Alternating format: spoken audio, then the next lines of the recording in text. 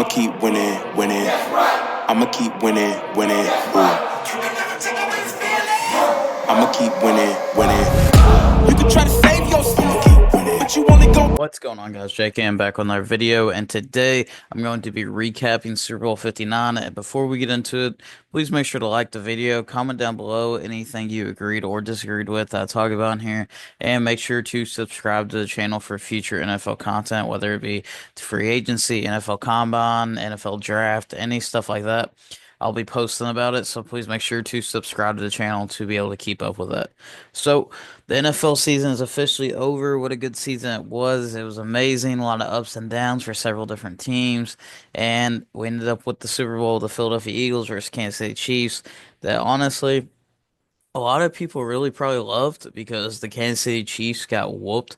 And this was probably one of the worst games that they've ever played and gotten beat as badly in 5 years, at least, or at least since Patrick Mahomes has even taken over as starting quarterback. As you can see here, it was 40 to 22, and it was not even that close because Kansas City scored two garbage time touchdowns. So it was 24 to nothing at half, and at one point it was 30, like it was about 34 to nothing. And then Kansas City scores. So you can definitely see the Eagles definitely blew them out. They had a 30-some point lead, one of the biggest leads in Super Bowl history at one point. A lot of people thought Kansas City might even get shut out, and it would have been the first shutout in Super Bowl history, is what a lot of people were starting to talk about in the third quarter before the Kansas City Chiefs scored. But with this, looking at the stats, the Eagles pretty much how they were able to pretty much beat Patrick Mahomes and the Chiefs was the same exact way that the Buccaneers were able to do it 3 years ago whenever they were able to beat Patrick Mahomes in his first Super Bowl.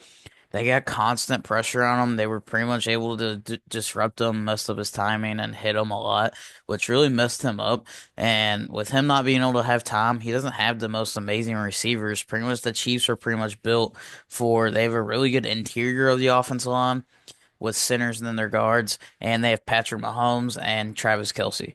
So they're pretty much built to either be able to get the ball out quick and be able to make a play with their speedy guys or the Travis Kelce, or he's able to sometimes have time with the interior offense line that he has, even though they don't really have the best tackles, and it definitely showed tonight. And I think that Eagles defense was playing like one of the best in the NFL this year. Especially towards the end of the season, they were playing like the best defense in the NFL, and you could definitely see it because if you go down here to their defensive stats, they ended up having 6 sacks on the day and a lot of pressures, and they were one off. The Philadelphia Eagles were one sack away from breaking a Super Bowl record with the most sacks in the game. I believe they ended up tying it with the six that they had. So they almost were able to get the NFL sack record in the Super Bowl with the most sacks in one Super Bowl.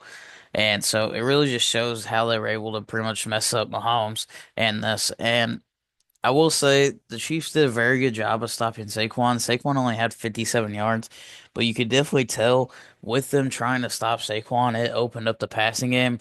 And I think Steve Spagnuolo and the Chiefs came into this game and they came in and they were like, Saquon will not beat us. Saquon is not going to win this game for the Eagles. We will not let that happen. If Jalen Hurts wants to come out and play a good game and he beats us and Jalen Hurts beats us, then that's fine. We'll live with that. But Saquon putting up 150 yards every single week will not beat us, and that's exactly what happened. They shut down Saquon, and Jalen Hurts came out, and credit to Jalen Hurts and the Eagles and their game plan.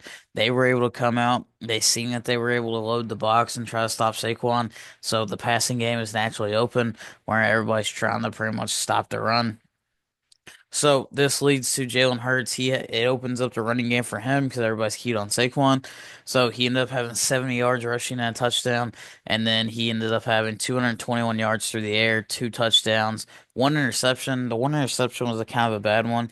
They were kind of in field goal range, and he kind of just lobbed it up because he got pressure, and he really should have just ate it and played for the field goal, but he got a little greedy there. So. Really a men's Super Bowl MVP, Jalen Hurts, he was able to be able to get the MVP of this game because he had almost 300 yards responsible for and three touchdowns. So, because the Eagles were one of the most talented teams in the NFL, especially offensively with all their weapons like Devontae Smith, AJ Brown, Saquon Barkley. They were really able to open it up in the passing game. And then later in the game, they started to actually just throw a little bit of swing passes to Saquon to pretty much try to extend the running game. Technically, they were passes, so Saquon has 40 receiving yards, but they were really just trying to get the ball out to him and out in space to try to extend the run game so that he can be able to make a guy miss and get 6 yards. And they were basically just run plays pretty much. But the story of the game, Worthy ended up having a really good game. But the story of it was the Philadelphia Eagles defense. They were able to get 6 sacks on Mahomes. I know it says he threw 3 touchdowns, but 2 of those were in garbage time. All 3 were in the second half. He only had like 50 yards passing in the entire first half. And then especially the running game. The Chiefs have tried to live on the running game as well to be able to be a balanced team.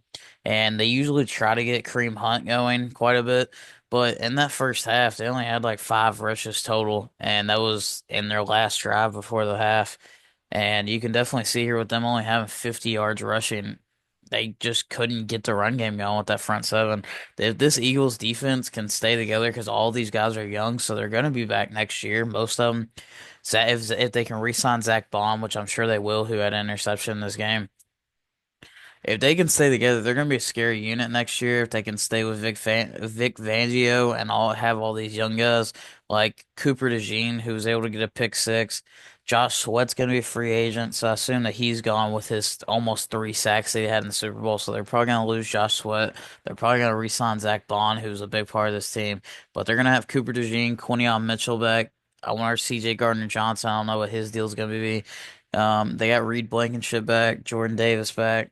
Jalen Carter back, even though Jalen Carter was kind of quiet today because they have Trey Smith and Creed Humphrey on them on the Kansas City, and Nolan Smith is going to be back. So a lot of these guys are young and still on their rookie deal. So it's going to be interesting for the next 2-ish years while all these guys are 2 or 3 years while all these guys are on their rookie deal. They're able to pay all their offensive guys and be able to bring back pretty much the same team.